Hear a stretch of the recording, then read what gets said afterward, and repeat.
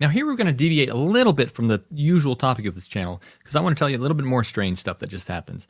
It pertains to exactly what we talk about with the dead. Now watch this. This is fascinating.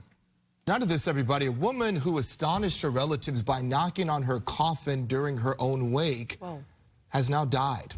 A doctor in Ecuador declared the 76-year-old woman dead following a stroke. She was placed in a coffin and taken to a funeral home. After about 5 hours, someone came to change the dead woman's clothes when they heard a knock on the coffin. As soon as they opened the door, the woman gasped for air. She was then rushed back to the hospital. After spending a week in intensive care, she has now died for real this time. I think for real that time. So let's talk about this for a second. Because could it be, and I'm just throwing this out there, I would not take the undead woman back to the hospital. Undead? Is that the term for this? She wasn't actually dead.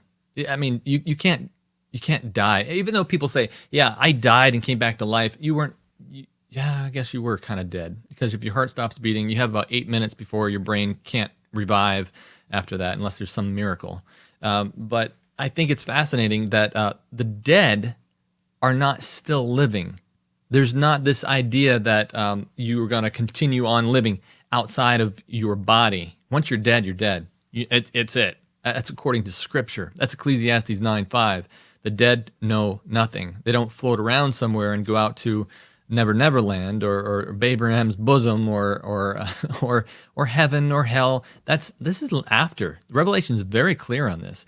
But I think what's fascinating is this woman, they pronounced her dead, put her in a coffin, about to change her clothes, and she was still alive.